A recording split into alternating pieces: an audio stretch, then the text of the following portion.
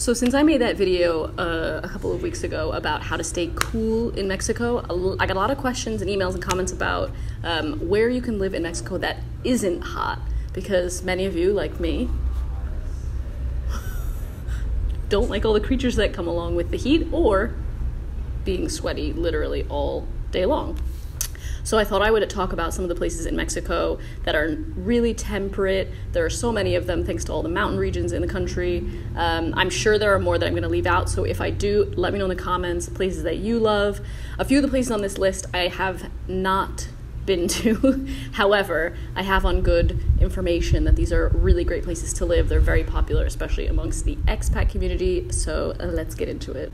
So obviously the first place on my list is Mexico City, my home for many years, and one of, in my opinion, the best climates in Mexico. It sits at 2,250 meters, over 7,000 feet, and it is incredibly temperate, especially between October and April. It's in my opinion, some of the best weather in the country. It's so cool, and it's also like hot during the day. I mean, you get probably temperatures during the day during those months of like 70 degrees. I'll put what that is in Celsius.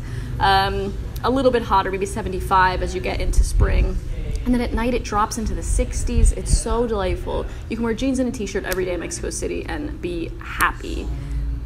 If you don't want to live in a big city, you can access so many other really great, like, smaller towns and smaller cities that are outside of Mexico City that have equally as good, if not better, weather. Some of the most popular are Cuernavaca, super popular. The city is known as like having an eternal spring. So for those of you that like spring, it's excellent weather. It's such good weather there. Similarly, you have Valle de Bravo, which is around a beautiful lake. I went there last year and I fell in love with it, and I understand why people want to live there. It's so beautiful. Near Mexico City and Cuernavaca, you also have TEPOZTLAN, which is much smaller. It's not really a city, it's more like a town, but it's a beautiful mountain. There's so much hiking to do there. It's a really, really beautiful little town, and there is a decent-sized expat community there and around that area. So yeah, those like three smaller city towns are great places if you want the temperatures of Mexico City. You want the access to Mexico City being quite close, only a bus ride away, but you don't want to live in the big city. Those are top options. Right. The central region of Mexico in general is a really great place for the weather because most of them are in the mountains. They're at a higher altitude. And although it's a little bit difficult to get used to when you first arrive in these higher altitudes, once you're living there for a little while, really you don't notice it. It becomes totally normal. So I also recommend Puebla, especially if you love hiking and you want to be around really great food culture and you love being outdoors. There's a lot of like really great hiking groups there. As you know, I love Puebla. The food there is amazing. There's so much history there, and it's a much more manageable city. Like, it's a much less hectic city than Mexico City, but still only 2 hours away from the airport there. So yeah, lots of great options there. Another place that I recommend is north of Mexico City, heading into Guanajuato State, where you have San Miguel de Allende and Guanajuato. I give this advice about these places, and I've been getting a bit of information that the safety in those places is questionable. I'd love to hear what people who live in those regions or frequent those regions have to say as expats, because I think a lot of it is hearsay or these things are happening for sure, but the level of safety for foreigners, for people who are just going about their lives, I'd be really interested to know what it is for those of you who are there more often. So definitely let me know in the comments. Other really great places that you can live that are cool are around Guadalajara. Again, Guadalajara is just over 5,000 feet in altitude.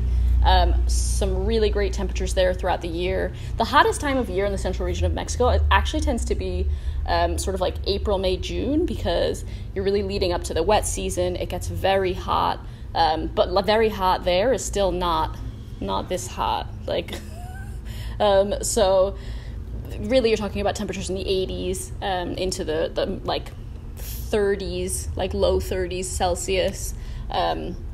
But then the rain comes for that region of the country, and it's much cooler. It's so delightful. It gets a little bit tiring with how long the wet season can be sometimes, but the weather is good, like the temperatures are good. So around Guadalajara, you have places like TLAQUEPAQUE, which is a sort of suburb, an older town. There are a decent number of expats there. It's so beautiful there. It's much more laid back than sort of the center of Guadalajara. And then you have Lake Chapala. There are several towns around the lake. I believe it's one of the largest body of water inland in Mexico.